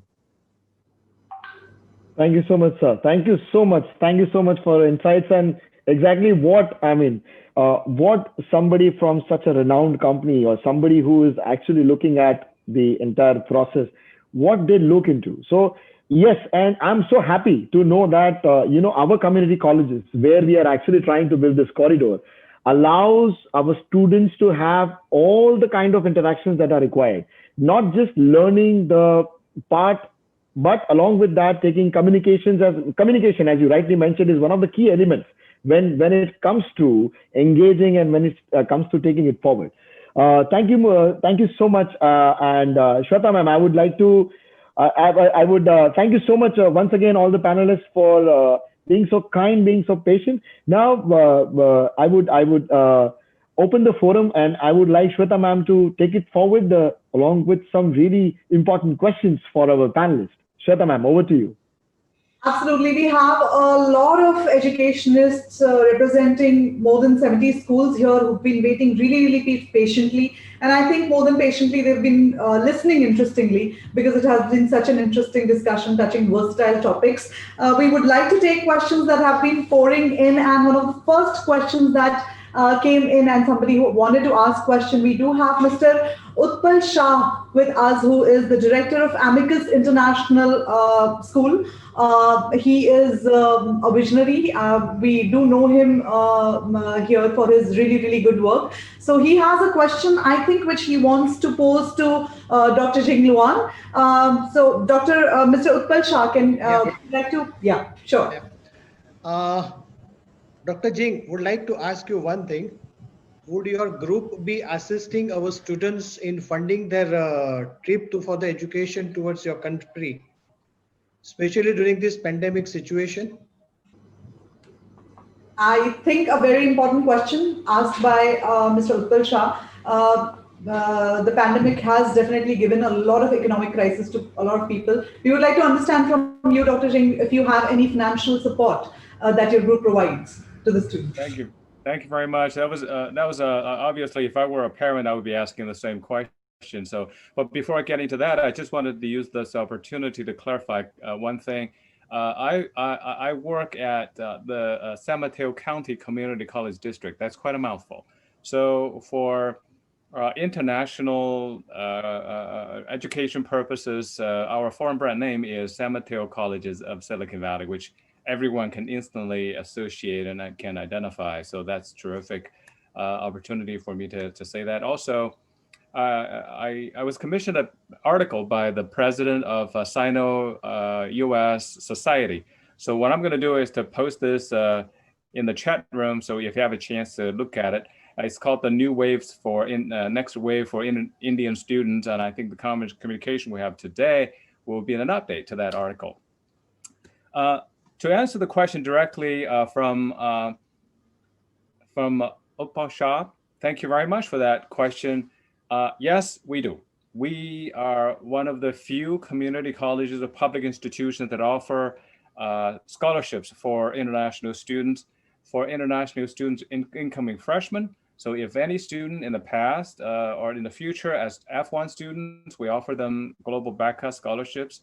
I believe last year, 2 or 3 students from India received that. For global online learning, we also offer scholarships called Global BACA. Any students who have been with us for a semester on a continuum basis, either their scholarships of Global BACA will be renewed, or they could actually apply for our aspiring alumni scholarship, so that they will be able to have their education assisted. However, the amount of scholarship is not all that much because our tuition is fairly low. But I think that scholarship is a really badge of honor for them to be able to claim that in their future applications for transfer and whatnot will be very important. Even though they are not transferring from us, they're taking college classes from us and then use that to apply for other university directly as freshmen. The reputation of having earned merit-based scholarship is very important. The scholarship award rate as recently as last fall was about 65%. So it's fairly high. It's competitive, but I'll be happy to tell you that our students who have received global BACA scholarships without exception have all transferred to top 60 universities in the United States because the scholarship is meaningful. And then, of course, if they are with us when they transfer within our 151 universities in our CUP network, 80% of those universities offer transfer scholarships to our students. So I wanted to add is when we are doing cohort learning for global online to receive scholarships. So if per recommendation from the principal, we will very seriously consider the students that have been recommended to receive the Global BACA scholarship. All right, so that's very important. Now, lastly, I have to put this in there, is a lot of students are asking us for scholarship, but have you ever thought about the fact that when you are taking a course from us, it's only 1/5 or 20% of the cost if you have taken it from an actual university? That's a lot of savings. I'm going to quote Warren Buffett. Warren Buffett said, "The money you did not spend is the money you've earned." So I think you have to agree with me that taking global online courses from us to save money is really earning a big chunk of change, saving that as your scholarship. So that's my point. Thank you for the question. I agree, and I think Mr. Utpal Shah has received an answer, and I would like to quote it from all the educationists here, Dr. Luang, that once you start receiving good amount of students from India, I think they're going to grab the most of these scholarships that you've announced. So we do understand that our students hold very good potential, and we already have a cake in respect of the community colleges, which is allowing us to save money. as you've quoted from Mr. Warren Buffett. And this is a cherry on the cake, I would say, with the scholarships that you're offering. So thank you so much on that. And very quickly, we will go to the next question. We're having a lot of questions, but I would like to take up Ms. Sarmishta Sinha here. She's the principal from Zebar International School, Ahmedabad, and she's she's wanting to ask a question, pose a question to Ms. Lielt Haupt. So, Ms. Sarmishta, you can ask your question. Greetings from Zebar School for Children. My question is, what support will UC Berkeley provide to schools if they want to get quality students from our country, that is India, and how to create more opportunities for collaborating learning, both on-site or remotely? Thank you so much. Very important question indeed, Sarmishta ma'am. Thank you so much. If you can answer that question. Okay, so it's kind of a loaded question, but with regards to this collaboration, as we are exploring like the whole global learning with the intent to utilize the community colleges as a resource to take a class, what happens, we have a strong partnership with these three colleges from our department through our outreach program, where we have one of our staff members providing advising to students. And so if the students are enrolled through these community colleges and they're taking a course, whether they're in high school or in college, because it's a college course, if they are interested in learning more about advising information about the whole process to transfer or to enroll at UC Berkeley, one of our colleagues who go to each of these colleges can, through this partnership, be able to meet with them right now via online systems, but in the future, when they do come to the United States, our team physically goes there to meet with students one-on-one. And so what that means is there's already a strong advising that's available at each of the community colleges to help guide the education of students. And I'm understanding that through goal that the community colleges also have specific ways, because they like to do it in cohort, so they can situate an opportunity for students to meet with our staff. So there's already an existing counseling system that is an infrastructure in the community colleges, but we as a university go to these schools, and sometimes we have special partnership with certain really very active community colleges like the ones Dr. Luan represents. And so we provide advising and informational session, not only to students, but also to potential educators, whether it be abroad or even at the community colleges. So we're available because our goal is to expand the information necessary for students to really get clarity about how to plan their higher education pathways. So it's our intention to do that. Thank you so much. Thank you so much, ma'am. Thank you so much for the revelation. I hope that Ms. Shamishta Sinha, the principal Zebar International School, got the actual response as she was expecting. Moving forward quickly, ma'am, there is one more question for you from Dr. Pratiksha Sinha, Academic Director and Principal of Tripada English School. Ma'am, if you may.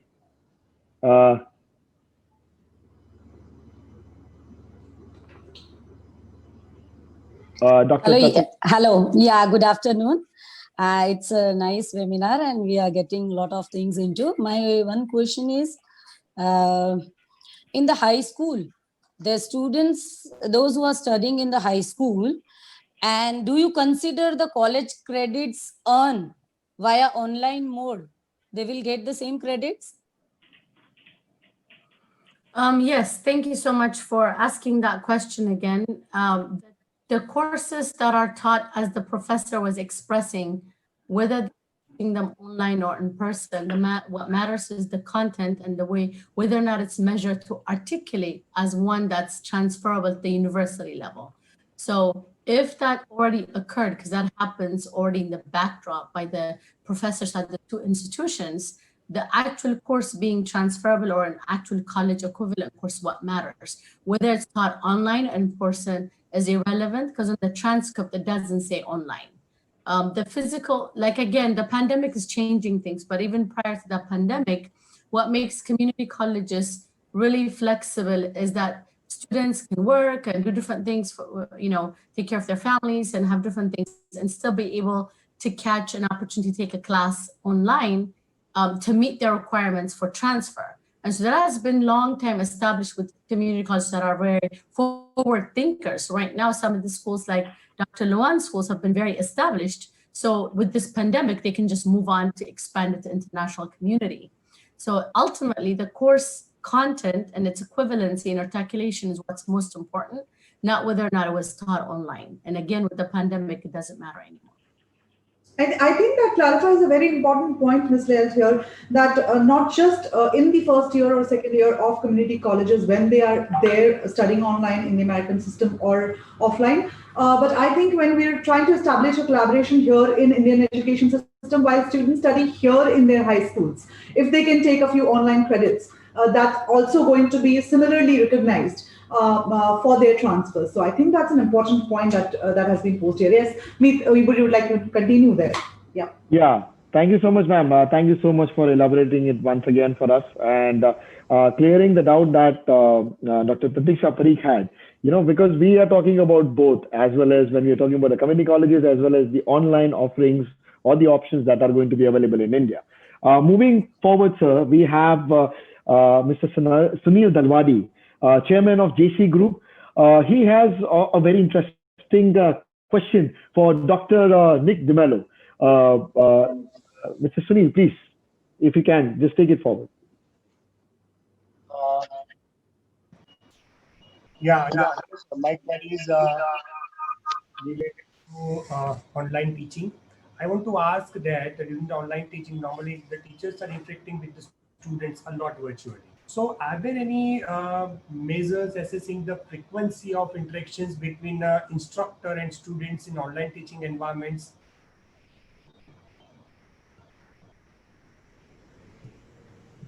Yeah. Yes. So at San Mateo Colleges of Silicon Valley, the standard we hold our instructors to is regular and effective contact. And that's the same, whether it's a face-to-face experience, a hybrid, a high flex, synchronous online or asynchronous online experiences. The expectation is that the interactions between the students and the instructors are about the same. In some ways, the experience, the students get greater interaction because the interactions through online are maybe not a 3-hour lecture, maybe they're spread out throughout the course of the week, and they are therefore more effective and maybe more meaningful in some ways. What we expect by regular and effective contact is that our instructors reach out to the students, on a weekly basis, contextualizing that week's content, introducing them to upcoming assignments. And they may accomplish this in an asynchronous method. They may do this through announcements or personal emails. Instructors are also expected to provide personalized feedback on weekly assignments and engage the students on their work. If a student is struggling with something, you may offer a very detailed video feedback to them. Again, you may have handwritten notes on a PDF that they've submitted, and you mark up digitally and return to them. Online synchronous discussion boards, I think, are a key piece. You also have synchronous workshops, asynchronous discussion boards, and synchronous discussions happen throughout the semester. Instructors provide online office hours. In some cases, the online office hours get more folks in than the workshops. And instructors meet with them in tools like Zoom, like we're doing right now, or through other methods to interact with them. Chat and some other types of tools are frequent and often used. And while it's not required, many instructors use video notes. They like attaching video notes to major assessments because it's a quick way. In the same way you might take a student aside in a classroom and say, hey, great assignment, but there's a couple places you need to work on, and I'd like to give you some personal feedback. You can do that very effectively just by turning on your camera, recording that personal feedback, attaching it to the assignment, and returning it to the student with that assignment.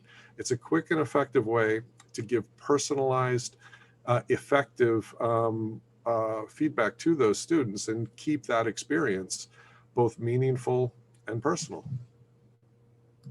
Right.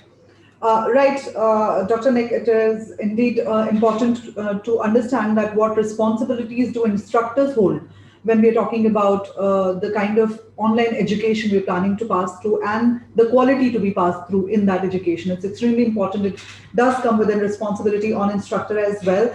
Thank you so much, Sunil sir, for your question. And I think we're getting questions very fast. We'd like to take as much as possible. I think we have time for only 2 or 3 questions at the end.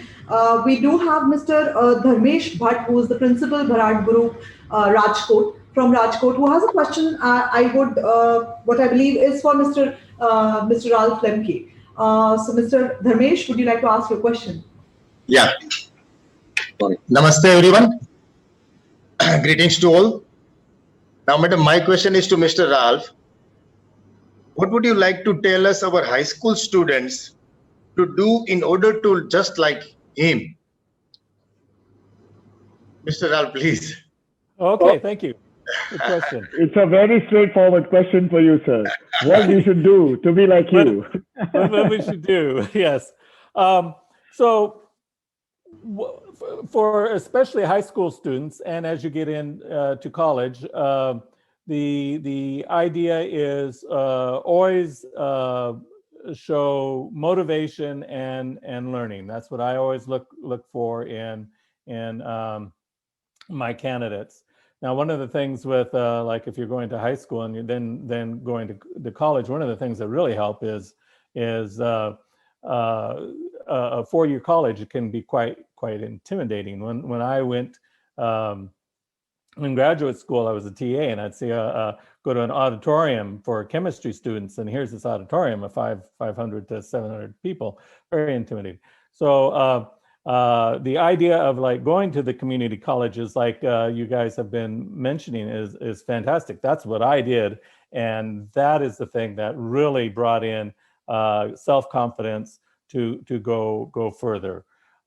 So I think in computer science, more than anything else, the emphasis is on how much you can learn. You're always learning. Your job never stops, but you're learning. Learn. Throughout 40 years of my career has been learn. And how can I help? That's always how it is. How can I help and learn? Perfect. As you rightly say, I would like to add over here is that an engineer is always a student. He's always learning. There is always something new to learn. Thank you so much, sir. Please go ahead, ma'am. Absolutely. Mr. Ralph, what better platform to say that please keep learning. We have all the educationists here who back the idea of, keep on going on learning. And of course, with the online mode coming in now, that's very much possible from across the homes itself.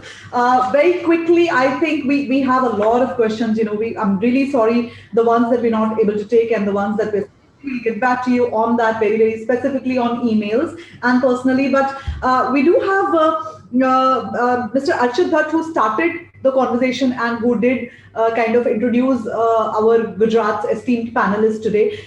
He kind of, represents the schools here together. So I think it's a good idea to take one of his questions, which will represent everyone. So Mr. Archit, sir, would you like to please ask the question? I think I'm supposing your question is for 2 people together, Mr. Dr. Jingluan and Dr. Nick himself. That's what you've written here. A couple of questions I would like to shoot them is one is that how would the Indian schools and the group schools of Dr. Luan be synergizing with each other in the Indian context? One is that. And second is how will the remote learning work for students in Indian context? This is the question to Dr. Luan. And there is one question to Dr. Demelo is how do you foresee the online programs in Indian schools? And how will you be able to facilitate the Indian schools for smooth execution? I think these 2 questions are very crucial for as a federation to know, because when there are a lot of schools joining in with this webinar, if these 2 questions are answered perfectly, I think the next step can be achieved. Thank you. True. Nick, if you don't mind, I go ahead and address the first part of the question. Sounds Thank good. you. Thank you. Namaste. I would say that we have actually designed our global online program with Indian students in mind. We have done a lot of consultation with the UGF and with our own Karan Kumar, who is our in-country representative. To tell you that we have designed the program with Indian students in mind is we have considered the schedule, the levels of learning, academic aptitude, and their student interest. So we've learned a lot, and at the same time, we're ready to help them. For the most part, we encourage Indian students to form peer support groups. We call it Cohort Learning, or I could call it, using the fancy name from my colleagues at UC Berkeley and Stanford, it's called learning communities, which I think Nick and Laut are very familiar with, so that they are able to work together on programs and following the professor and have peer support. It's very important. And then for our own three colleges, San Mateo College, Silicon Valley, we have maintained a very long-term relationship with many of the schools in India, and then with partners like UGF. And also we have maintained our presence in India. I think Laut went to India with me, and we made presentations inside the embassy in Delhi, and also the consulate in a couple of places, including Mumbai. And the feedback was very, very good. I think that Shweta met us at one of those sessions. We do something really unique. We do pre-departure orientation so that very few American universities, let alone community colleges, would even go to a foreign country and do the pre-departure orientation. Now, I know that there's a little bit of question about how our organization facilitate the Indian schools in this regard. I would just say that we start with something like this, information and education campaign, so that we are really introducing our coursework and everything to the adults. We call you the most important influencers, if I can use the fancy name like Mr. Ralph Lemke mentioned about Facebook and whatnot. So we wanted to convince you. I know that there's a feedback in the chat room saying that teachers and parents need to learn a lot more and be really convinced. We also, to make sure that this takes roots, so we have decided to establish teams on both sides. So UGF will formulate a team, and we will have formulated a team so that we have communications to work out all the logistics and things behind the scenes. And we also have developed our course bank, and you heard about the scholarship. And then, guess what? If a student who has finished our global online class, if he or she requests, we offer them a certificate of participation issued by, on behalf of College University Partnership, 151 universities in that group that will show you how you can really use the credit for your future learning at these universities. Going forward in the future, we will continue promoting university freshman admission, UFA, university transfer admission, UTA, to these students who are taking our global online courses. I want to mention one thing. That is, one of the stumbling blocks for a lot of Indian students to be successfully receiving the visa to go to the United States is lack of academic history with the American universities. How do you demonstrate that? If you have demonstrated your transcript, your certificate of participation, that is answer to one of the two questions visa officers always ask. What is your intent? Your intent, no one is going to waste their time by taking American college classes, I'll be honest with you. Then the other question is finance, but you have paid top dollars to a certain level. We consider, your revenue, your student to our overall revenue to a great contribution to us. And that is indication that you have the financial backing to study US courses. So if you have done global online learning, you have been able to answer those two questions, intent and financial support or backing, and that will absolutely assist you. COP universities will also provide counseling support in visa applications and whatnot. I'm very excited about what we have planned for you. I'm going to turn it over to my distinguished colleague, Professor Nick Demelo, to address the rest of the question, if he still remembers them. Sounds good. I think the two questions outstanding were how do we make remote learning work for all students? And also about the future of the GOL programs and the Indian schools. Is that correct? Yes, absolutely. Absolutely. Okay. So online classes don't take place through the internet. They take place on the internet. The biggest source of inequities in online education is accessing these virtual spaces. The online classroom, the virtual classroom, the media-rich bulletin boards, getting into these rooms. This is the pain point for trying to make learning available and make it work for all students. Now, part of that is hardware, but a bigger challenge is consistent and sufficient internet connectivity. The best way to ensure that students have a deep and meaningful and effective interaction with those online materials is securing reliable connections and bandwidth efficiencies for those experiences. Now, this semester, as a district, we are installing a district-wide media server that will allow students to have, with very different internet connections, to be able to access high-quality interactive video resources. This is something that, it's Silicon Valley. We tend to move ahead in technology, and we think this is going to give our students a particular edge. Another aspect is credible assessments. Credible assessments are important so that other institutions will respect, that online work. As was mentioned earlier, we've worked out a lot of articulation agreements, and part of the process for working out those articulation agreements is demonstrating that we have credible assessments, that we can stand behind our students and say, this student took my classes, interacted with me throughout the semester, took the final exams, and I could stand behind them. I have confidence in that.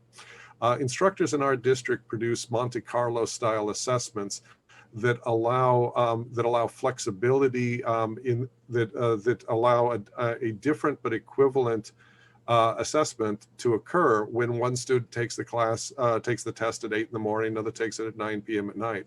That allows us to offer that flexibility for different students with different schedules, but still offer credible assessments. We do that in conjunction with online proctoring software that is very durable.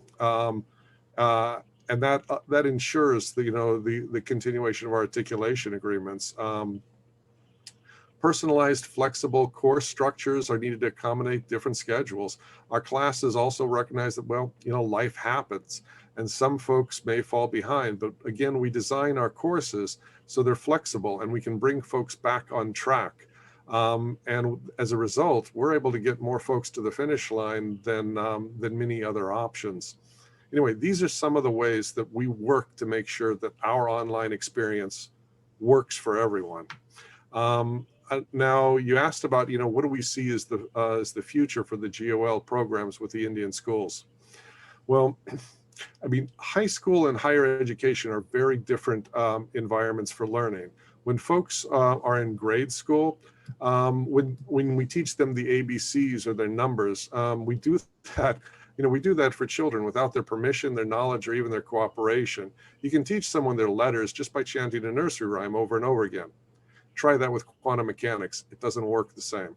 When you transition into the collegiate environment, it's a very different learning experience. To learn quantum mechanics or the other collegiate subjects, students need to fully engage. They need to be active participants in the active learning experience, and they need to take ownership of part of this process. That transition occurs during high school. Now, when the high school students hit college, usually the first year is kind of like hitting a wall. That transition is very difficult.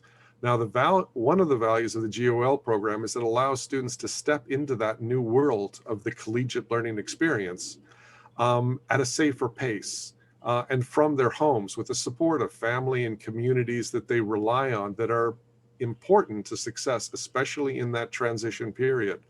I believe programs like GOL are the way most folks will ease into the deeper waters of higher education in the future. it's just a smarter way to take on this very difficult challenge. Perfect. Perfect. Dr. Nick, I think it was a very elaborate answer to the question that's asked.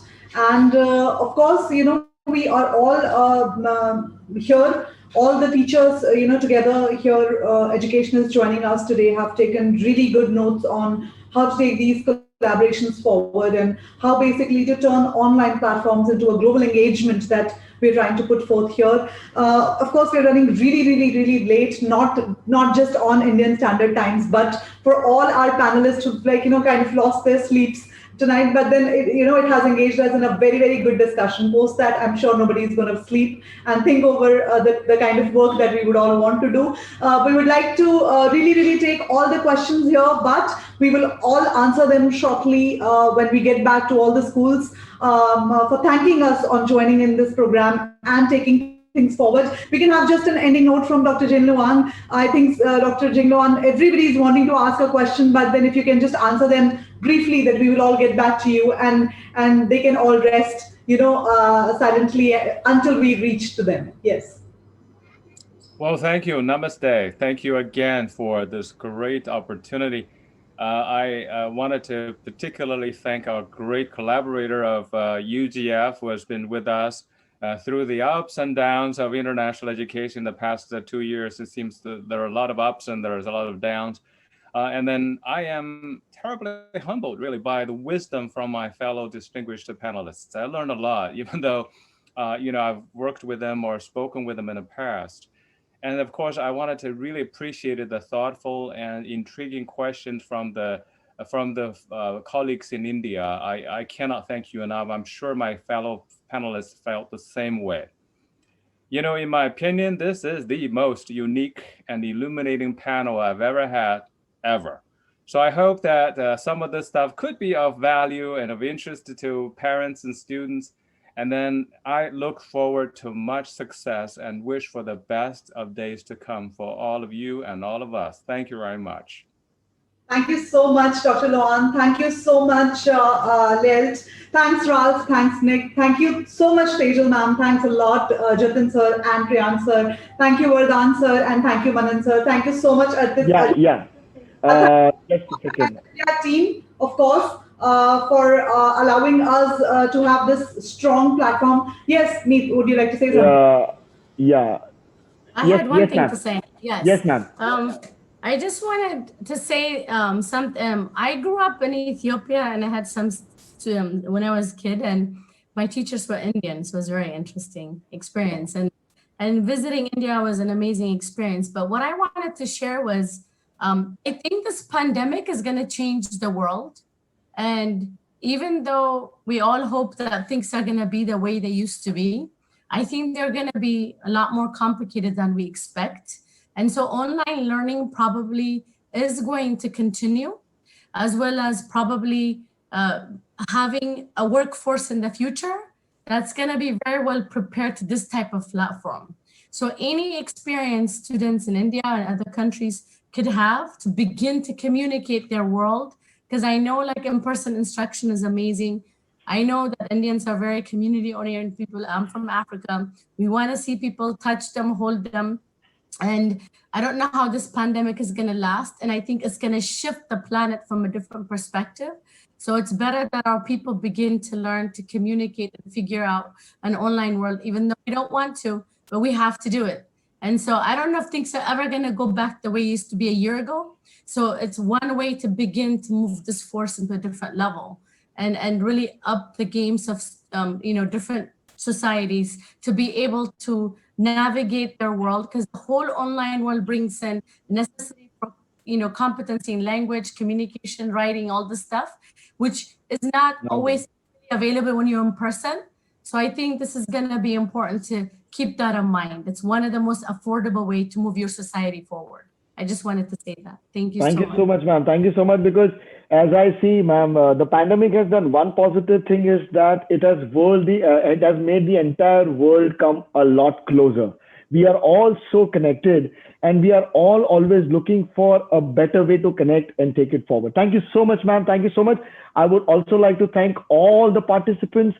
It is it is an overwhelming response from everyone. So it would be very difficult for me to individually thank all, and I would not want to miss out any of those amazing participants who have been patiently listening, asking questions. Thank you so much for making this such a successful forum for us to take it forward. We value your association. Thank you so much once again. Shweta ma'am, if you want to conclude. That's it. I think, we've got great learning from today's forum, and we would like to take forward the purpose that we've all discussed here, and we will all very shortly connect to all the schools on their suggestions, their participation, and how they would like to continue on this particular platform and on this particular thought process that we are trying to engage in the GOAL program, along with Mr. Karan Kumar with us. So thank you all the panelists. Thank you so much Times of India, the team of Times of India, which is with us very patiently at the back end, doing their tedious job. So thank you so much for giving this platform to everybody. Thanks all the audience who's listening to us today, and thank you all the schools for joining in together. Without you, we would not hold any place in the education system. Thank you for making it so meaningful. Thanks a lot. So as we always end and we greet, Namaste from India. Thank you so much for being here. We really look forward. Thank you so much. Namaste. Thank you.